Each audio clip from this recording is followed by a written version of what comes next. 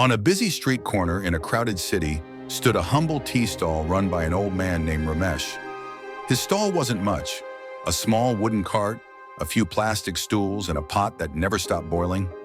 Yet every morning, like clockwork, dozens of people gathered around him for their daily cup. It wasn't just about the tea, it was the way Ramesh remembered every customer's name, their preferred sweetness level, and even what time they usually arrived. He had no degree, no fancy suit, and certainly no business plan. But what he had was something far rarer: intuition and experience. One day, a young man named Arjun passed by. He had just returned from abroad with a freshly minted business degree from a top university. Ambitious and full of confidence, he noticed the crowd at Ramesh's stall and smirked. "This man is sitting on a gold mine and doesn't even know it," he thought. Driven by curiosity and a touch of arrogance, Arjun approached the stall the next day. "Uncle," he said, "you have potential, but you're doing everything wrong. No branding, no expansion, no menu diversification. You're missing out on profits." Ramesh smiled warmly and replied, "Maybe you're right, son, but people seem to like the way things are." Arjun chuckled. "That's because they don't know better. I studied business in New York. Let me show you what real strategy looks like." Over the next few days, Arjun began drafting plans. He talked about franchising, packaging, and even launching a website. He showed Ramesh PowerPoint presentations and pie charts. Customers, however, began to feel the difference. The warmth was gone. The tea started coming in paper cups with printed logos. The familiar chatter was replaced by sterile efficiency. Slowly, regular customers stopped showing up. Ramesh, though respectful, quietly observed everything.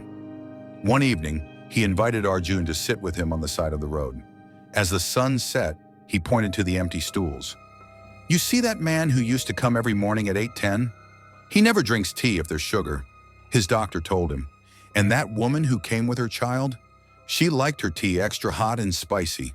These small things, they mattered to them, not the logo on the cup." Arjun looked down, unsure of what to say. "I may not understand spreadsheets," Ramesh continued, "but I understand people. I watch their eyes, listen to their tone, and remember their habits. I didn't just sell tea, I gave them a moment of comfort."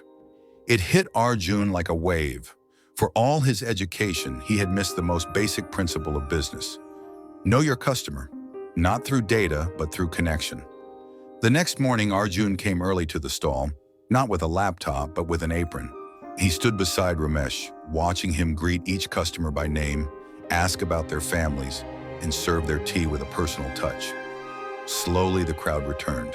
Smiles replaced silence. Conversations flowed once more.